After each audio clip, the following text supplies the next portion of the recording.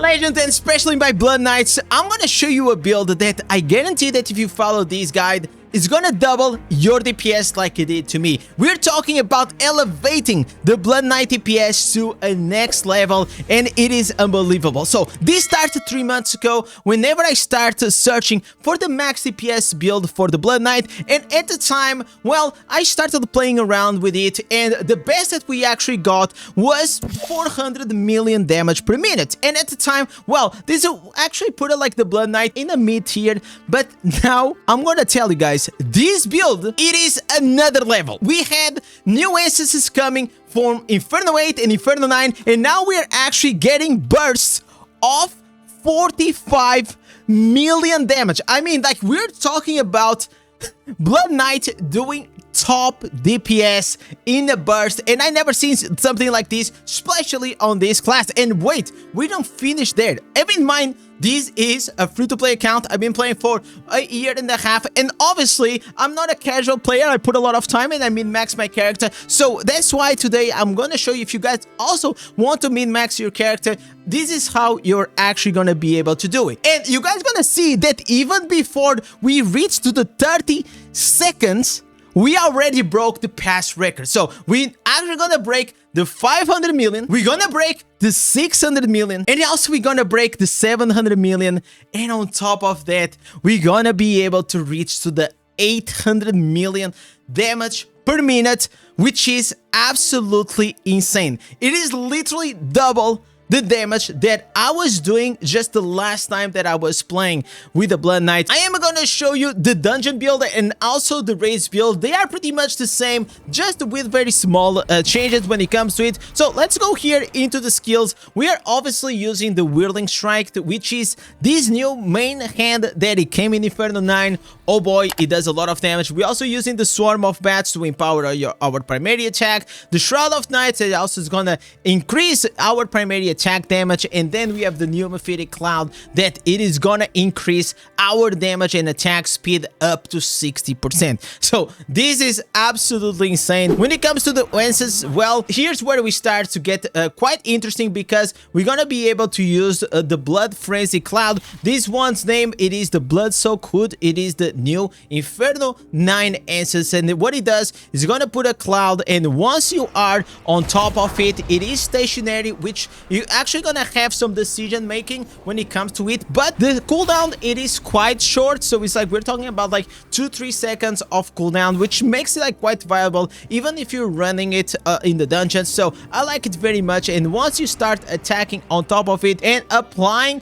multiple bleeds, you're actually gonna be able to start stacking this 12% each single time up to 60%. So very strong instances, and I tried all the other instances when it comes to, and nothing came even close. So in the past we were using the clowns, but now we have the Guild Extravagance. This is that this Whirling Strike is gonna shatter the enemy armor, and is gonna increase your damage up to 28.5%, and on top of that, it's gonna decrease the cooldown of your Whirling Strike, which is gonna be very optimal for you to maintain the Whirling Strike buff on you at 100% uptime, so your damage doesn't fall off. Then we have the Torture and Torment. This one, it is still a staple, that your Swarm of Bats are now gonna empower your primary attacks, and they're gonna just do extra damage. Then we have here these pants. I tried multiple pants. These are still the ones that beat everything else, because every time that you're gonna hit them with a Swarm of Bats, and this is gonna be 100% uptime, always on the target, is gonna increase your critical hit strikes on the target by 90%. So it is literally free crits that you have on the target. Also is gonna reduce the cooldown on your Swarm of Bats. And then we have here the Cruel Vendetta, which is gonna increase by 48% the damage of your Shadow's Edge. I seen 2.3 million damage coming out of my Shadow's Edge. It is absolutely insane, but this you're gonna need to have your Awakened slots. Then you're gonna have the new Inferno 9 instance. This, it is an absolutely key instance to have, because the Whirling Strike now is gonna empower your primary attacks. That's gonna shoot this arc of blood that whenever it's gonna damage, is gonna also make the target bleed. So you need these answers to actually synergize very well with the Mephitic Cloud, because have in mind that you need to, for this Mephitic Cloud to stack, you need to apply bleeds. So these two synergize incredibly well. And well, when it comes to the offense, we are using the Mercies, which every time that you're gonna attack the target with the Shadow's Edge, after 4 marks, after 4 hits, you're gonna do this extra damage. And the other one, it is gonna be the Moon Call Transfer, which you're gonna just increase your primary attack speed up to 30% and also increase your Shadow's Edge damage. If you're gonna do dungeons with this build, you wanna go and you wanna change, obviously, to the Hanging Chalice, which now whenever you're gonna hit the target, there's 2 blades that gonna start ricocheting, which is gonna increase a lot of like your AoE damage. So it is up to you if you wanna make the change. I personally suggest you to do these in dungeons, and the other one, it is mainly for rage, but either way, play with whatever you want, because either way is gonna work. Now let's go here into the green set items. Well, here is the actually funny part, because last time I tried 2 pieces Shalbaz, I tried 4 pieces Shalbaz, but this time somehow those actually did not perform as well. The ones that performed the best was 4 pieces Grace and 4 pieces Vithus. Why? Because the 2 pieces Vithus is gonna increase the duration of my buffs. Also, it's gonna increase the duration of my legendary gems buffs, and it's gonna increase my attack speed up to 30%. So it's gonna be very key, especially for that initial burst. And the other one, it is gonna be our Grace, which is gonna increase our continual challenge and persistent ground damage by 50%. But the main reason why we're using this, it is that each time that you're gonna damage the target 5 times, you're gonna do this extra damage. And because now we have like so many bleeds, you're gonna be attacking always at attack speed cap. You're gonna do so many hits, and because of that, that's why I believe, because of my attack speed and all of these, you know, blood flow with the bleeds, the rolling consequence burns, and all these shenanigans that we are applying on the target, I believe that this is the best set that you can use. Otherwise, well, just try other sets if it's gonna work better for you. This was the one that actually worked the best for me. Now let's go here into the legendary gem setup. This is something that I've been putting a lot of work. Obviously, I've been playing for a while, and I am trying to min-max to a point that I am getting really strong, even as a free-to-play player. So we're talking about, obviously, you're gonna have the Mother's Lament to increase your critical hit chance. Then obviously you're gonna use the Berserker Eye, because, well, 16% more damage and the extra 2% crit are godly. Then you have the Hunt Coil, the new 5-star. It is just absolutely broken. That is gonna increase 28% damage to the target, plus is gonna create this extra damage on the target, which is gonna add to that extra damage for the Grace. So very strong. The other one, it is gonna be the Gloom Cask, because we are attacking at 100% attack speed. The Gloom Cask, it is a gem that's gonna empower your primary attack, but the way it works is actually the higher your attack speed, so the longer the uptime that you are attacking, the more value you actually gonna get here from the Gloom Cask. Then we're gonna have here the Rolling Consequence, crit, burning, and also whenever you are attacking a burning target, is gonna increase your critical hit chance by 3%. Super strong. The Colossus is gonna increase our skill damage up to 27%. The Bloodsoaked Jade, increased damage, movement speed, and then we are obviously using the Blood Flow for increased damage, crit, and also critical hit damage. This is very strong. If you don't have any of these instances for free-to-plays, well, you have other options. You have the Bloody Reach, is also pretty good. You also gonna have the Pain Clasp. You also have here the Fervent Fang from the Battle Pass. You also have the Crimson Behelit. You also have the Spectral Glass, and probably many other more that you can use. As long as it increases your damage, it is gonna be very good for you to use on this build. Now let's go here into something very important. Obviously, you should start focusing on your secondaries, okay? The secondaries are the things that are actually gonna make you do a lot of damage. So we have here 4,600 armor pen, and then 4,700 potency. So the way this works is that the armor penetration is gonna increase my critical hit damage to 54%, critical hit damage, so it is actually quite good. And then the other one is going to increase my harmful effects, so anything like bleeds, like increased damage, for example for the hunt coil, increase up to 25%. This is going to be incredibly powerful, but the main stat that you should be always focusing on, it is having the highest critical hit chance that you can get on your gear. I still see, while I do like my coaching, that a lot of people neglect the critical hit chance, but if you do not have critical hit chance, your critical hit damage will just not work, because if you're not critting, this stat will be useful. So make sure that you always focus on your critical hit chance. Then I have 43.5% critical hit damage, that together with my 54% here and the blood flow, I'm actually going over the cap. The attack speed, I have 16.5%. Also, we're gonna get 60% more from the Inferno 9 Mephitic Cloud answers. We also have 30% coming from our offhand, and we also have 30% coming from the Vithus. Okay, so we're gonna be always at 100% uptime, which is really good, and it is actually key when it comes to a primary damage build. Then we have here 21% cooldown reduction. Honestly, you only need to have around like 20%, because you know you want to reduce the Mephitic Cloud cooldown to the maximum, and the maximum is going to be 30%. So 10% from the awakening slot. So the way you have an awakening slot, you need a rank 4 or higher legendary gem, and then you need to buy a Dawning Echo, go to the jeweler and awaken. I see a lot of players still asking for this, and obviously try to have a bit of a movement speed, because this is a very stationary, it is built, so the higher this is, the better is gonna be. I also want to talk about a special attribute that in the past used to be very important, and people used to run these with 4 out of 4, because the Shroud of Night used to give you this increased attack speed. But from my testing, I noticed that I actually do not require this any longer, so this is a plus. But if you have it and you have a crazy item with Shroud of the Night, critical hit damage and critical hit chance, well, you can keep using it, because it's not gonna do any harm to you. However, all I can say is actually now you actually don't need this, because you know the Mephitic Cloud is gonna cover you. But obviously whenever you're gonna be out of the Mephitic Cloud, is definitely gonna help you a lot. So now let's go here into the Paragon. This is gonna be the Slinger. This is the one that's gonna ramp up and also gonna make you do more damage. We are using the Unseen Dynamis, the Gifted, also here the Bloodthirst, the Fury, and the Superiority. This is actually super strong. Then we are using the Death's Release, which pretty much whenever you're gonna apply this damage over time, they're just gonna create an explosion and do some nice AoE damage. I tested out the Overloaded.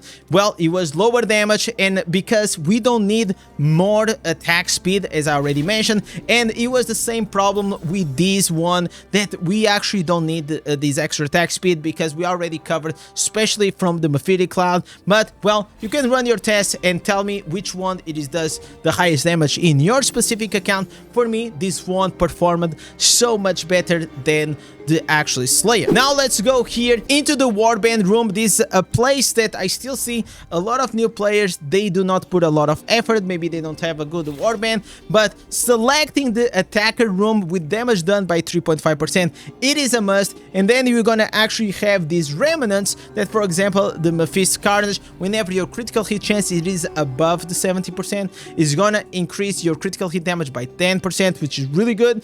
The other one, it is Typhorus, gonna increase your damage by 6%. Then you're gonna have here 3% more from Coward's Rage. You're gonna have 3% more critical hit chance, and well, this it is really good. Also, there is another one that unfortunately I still didn't get like the perfect one, but if I could have also the Collar of Brutus together with these other ones will be insanely good, because this is gonna increase your damage up to 10% all the time. So very strong remnants, and just with this, if you can get like perfect remnants, actually is gonna increase your damage by a lot. Now let's go here into another component which is gonna help you to do a lot of damage. So obviously it's gonna be Tony.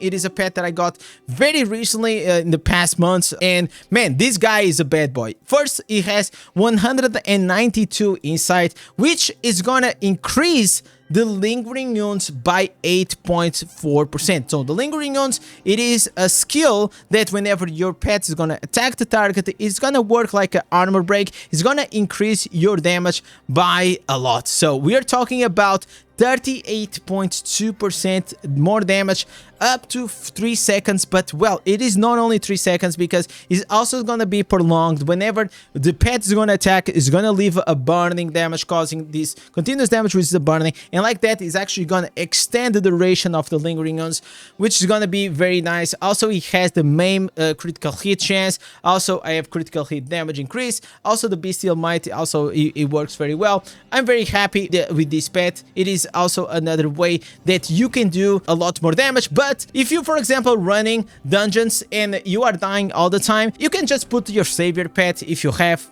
It's gonna save you a lot of times, and well, having more damage, it is good, but if you're dead, you can actually not do damage. So decide the one that you actually want to go with it. Now let's go here into another important part, which is the runes. Well, the runes, the most important one when it comes to, you know, the best in the game, it is gonna be the zoo, because it's gonna increase your critical hit chance up to 4%, you know, and bird rune, which we're talking about 8% if you have both of them.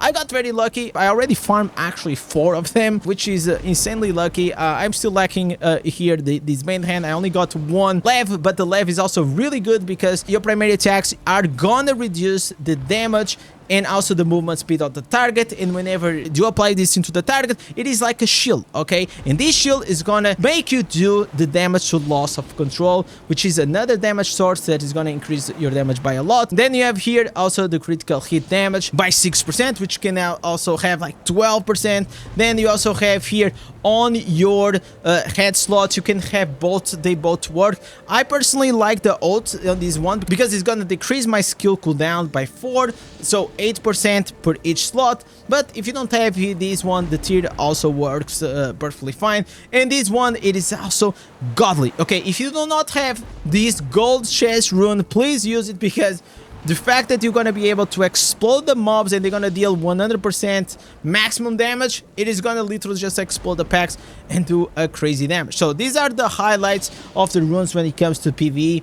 Anything else that you have, well, you can also slot it in, but these are most likely going to be one of the best that you can have. Then when it comes here to the curse properties, well, this is the one that tend to perform the best. That I tried it already. I tried like the lash for the primary attack. I tried like a 6 pieces trophy, but the 6 pieces tested because it increases 12% of the damage whenever the target it is in that void area. And also these 2 pieces of trophy, they work extremely well. I perform so well with these ones, and I'm sure you're gonna also perform too. You can also go here on the charm, and the only thing you need to try to find, it is something with the Shadow's Edge. I have the Ravage. I probably have to try to find one that has the Shadow's Edge, but the charm is not like a make it or break it, so try to slot with whatever you can. Whenever it comes here to your normal gems, well, you want to try to have all of your reds with, for example, with the Tourmaline, which is gonna increase your damage. The yellows are gonna be the potency, and if you can, you want to have these ones with the blues always being Sapphire, which is going to increase your armor penetration. Unfortunately, it's going to be very hard to have all of them like this, so obviously I'm going to have to slot sometimes a few resistance, and also another times here, like for example with armor, but try to balance in a way that you always prioritize the ones that are going to give you the highest benefit. The last thing that I want to show you, it is that there is this small thing that you can do to increase your secondaries, which is to focus your demonic remains to only give you fortitude and willpower, because per each 10 fortitude and willpower, it is gonna increase 1 of your secondaries. So this is the way that you can also bump those secondaries really nicely. And another way, obviously, it is to actually go here into your legacy of Horadrim, and you can actually go and try to bump, for example, the yellow, red, and purple, especially if you are in the beginning of the game. But for me, because I already have a lot of armor penetration, I am focused on the potency and resistance, because, you know, to try to compensate things. But if you're in the beginning of the game, and for the majority of the players, yellow, red, and purple, and then you put the rest here on these ones. It's gonna give you a potency and resistance. When it comes here to damage and the health, well, you can pretty much ignore these. They are kind of useless. Honestly, you're not gonna go and do anything with it. So guys, this is pretty much the build. I hope that you guys enjoyed this in-depth guide. I'm sure you guys are gonna be able to do a lot of damage. Please tell me in the comments below, how much damage did you actually increase? If you increase or not, I'm very curious to also know if you guys found out other builds. I tried multiple abomination builds. Yes, they are quite comfortable, fast, they give you a lot of lifesteal, but when it comes to just do a lot of damage, well, this one was the absolutely insanely best build that I found out. So, Blood Knights, if you guys enjoyed this, well, don't forget to drop a like, type cheese in the comments so I know that you guys are the legends, keep getting this channel. And with this, thank you for watching, and I catch you guys on the live stream. Peace!